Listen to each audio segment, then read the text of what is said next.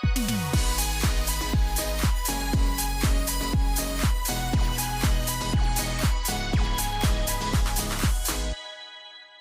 ora, good morning everyone, Richard here, welcome back to the channel.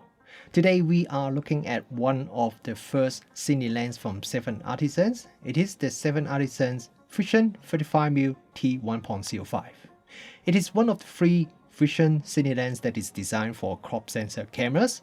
I'm reviewing the Micro Four Thirds version, but the lens is also available for Sony E, Leica L, Canon RF, and Fujifilm X mount as well. And before we start, just a usual disclaimer. The sample I used in this review was sent to me by 7Artisans, but as usual, this is an independent review and I will share with you the pros and cons I found about this lens. I usually start my lens review by talking about the design and build quality first, but today I want to talk a little bit about the background of this 7Artisans lens first.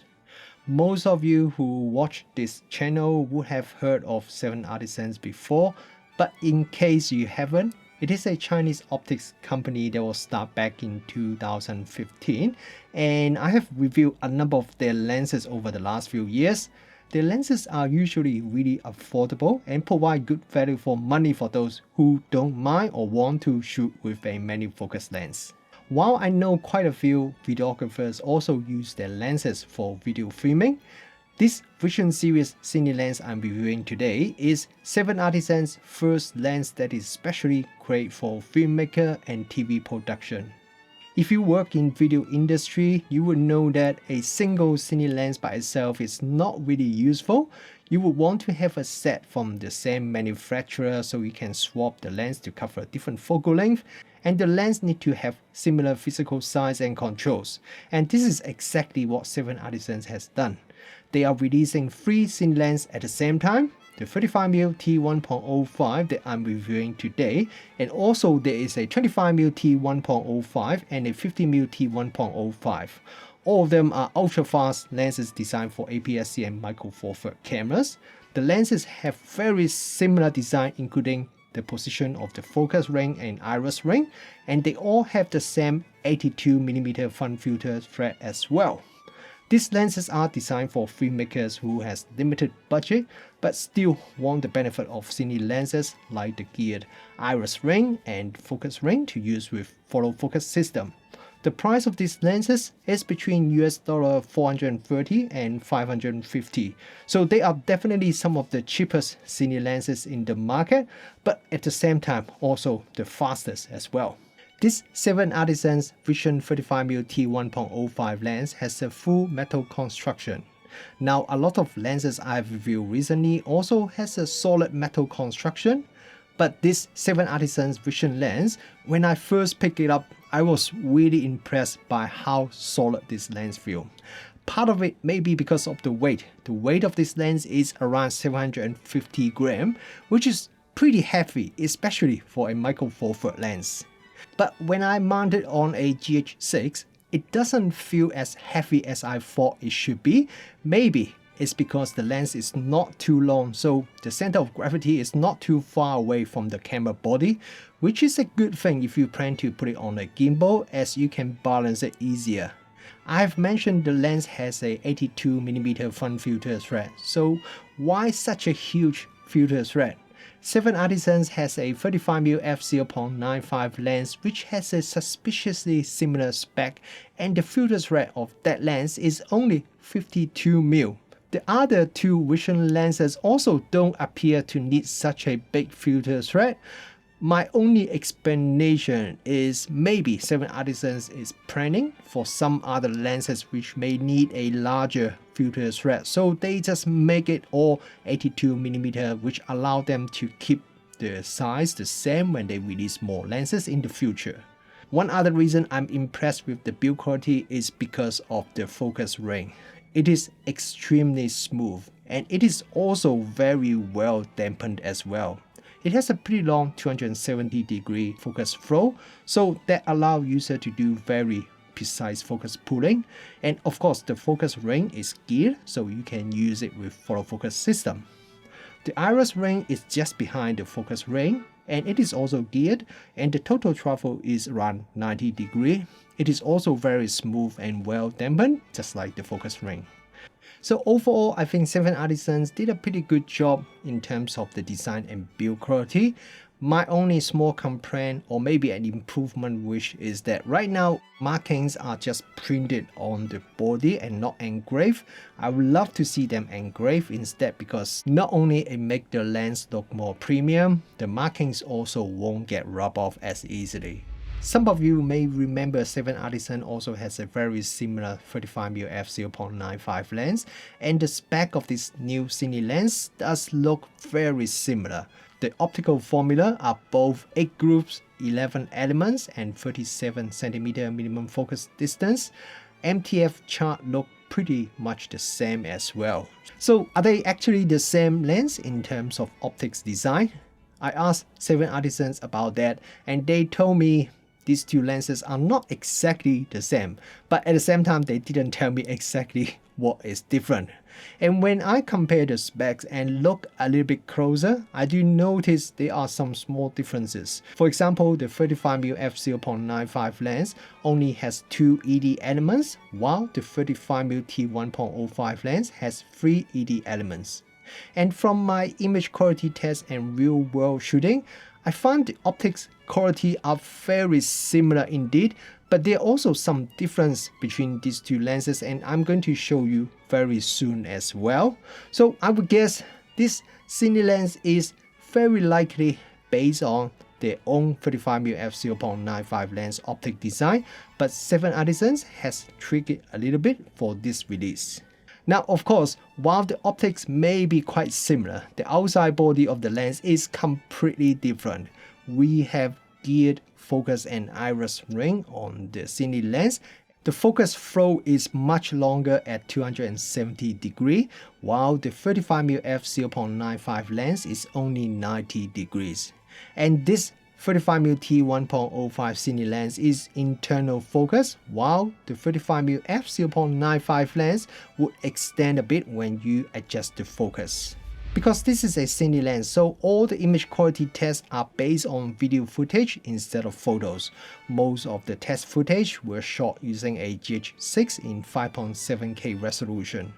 Okay, now let's have a look at the image sharpness first. The center sharpness of this 7Artisans lens is pretty good. Even at t1.05, the center sharpness is not bad already. I can see a little bit of color fringing, but otherwise the center image quality is acceptable. Once I stop down to t1.4, chromatic aberration is not really noticeable anymore. Stop down the lens to t2.8 and the center sharpness become excellent, so stopping down the lens further won't really improve the center image quality much at all.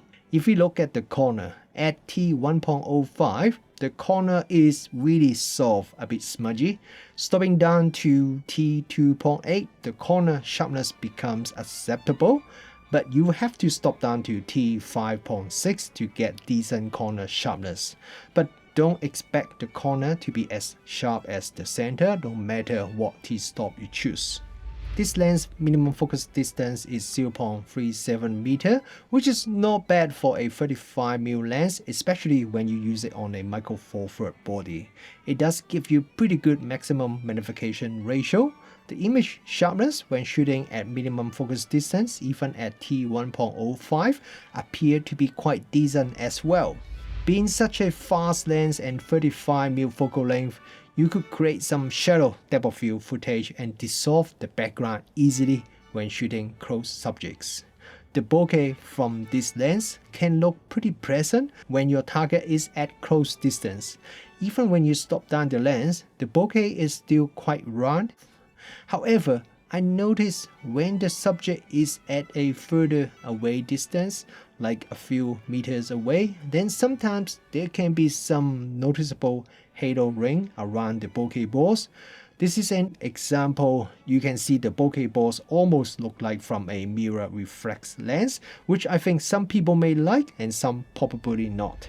In terms of vignetting control, it is excellent with this 35mm t1.05 Cine lens. Even when shooting at t1.05, vignetting isn't really noticeable.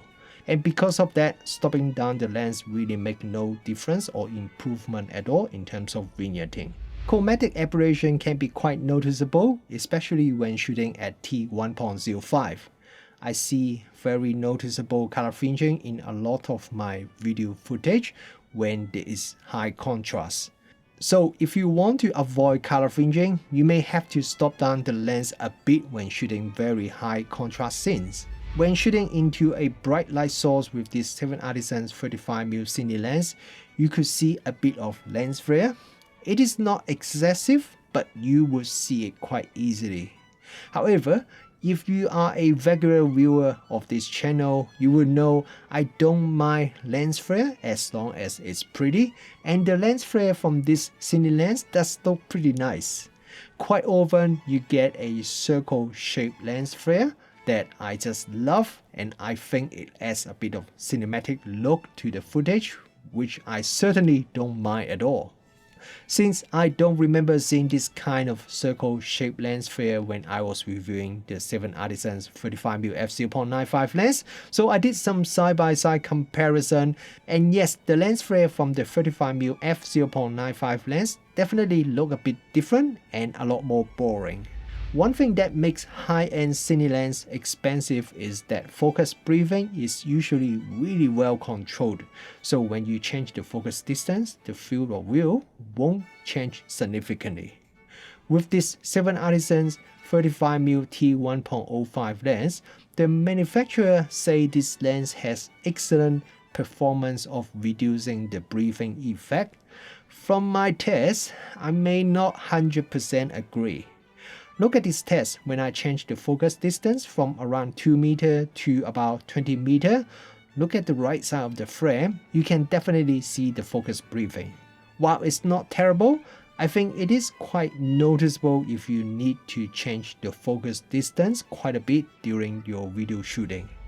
If you want to have Sunstars in your video, you could do that very easily with this lens. Once you stop down the lens to T4, you can already see Sunstars in your video, and once you stop down a bit more to T5.6, then Sunstars become very sharp already. Of course, you can stop down further to get some even sharper Sunstars with longer tails, but this is one of the lenses that I don't really have to stop down all the way to minimum aperture and can already capture some beautiful Sunstars. My feeling about this lens is a bit mixed. On one hand, the image quality is quite average at around T1.05, especially the corner image quality. There are some noticeable color fringing, quite a bit of focus briefing, and this is also a pretty big and heavy lens for micro four thirds users. So if I look at it this way, well, it is a bit underwhelming. However, I do have to remind myself this is a budget Cine lens that is T1.05, which is a lot faster than most other budget Cine lenses in the market, which are usually around T2 or even slower. So it means this 7Artisans Cine lens is like 2 stops faster, and the price of this Cine lens is almost the same as most other T2 Cine lenses in the market, if not a little bit cheaper. So it does give us a lot more flexibility. We can create some shallow depth of field look footage, and also it allows us to shoot under low light much better. If I'm shooting at ISO 12800 with a T2 lens at night, then with a T1.05 lens, then I could shoot at ISO 3200 instead. So that would give me some huge improvement in terms of image quality. That is of course assuming I have enough depth of field to work with at T1.05, which is quite often okay for a micro four thirds camera. And while the image quality is not the best at T1.05, once I stop down the lens to T2 or T2.8, then overall image quality would not be too different from the other budget Cine lenses in the market. So now look at it this way, the 7Artisans 35mm Cine lens suddenly becomes a lot more attractive and a lot more flexible, because if you buy a T2 lens, you can never go faster than T2, but if you buy a T1.05 lens, then I can stop down to T2 if I want to get better image quality. Now, with the three 7Artisans Cine lens 25mm, 35mm and 50mm release, for micro four thirds users, it covers the standard to short telephoto focal length quite well. I guess the next lens I want to see would be a wider lens. A 16mm or 12mm would be great, as that would give filmmaker a good range of lenses that cover the most useful focal length.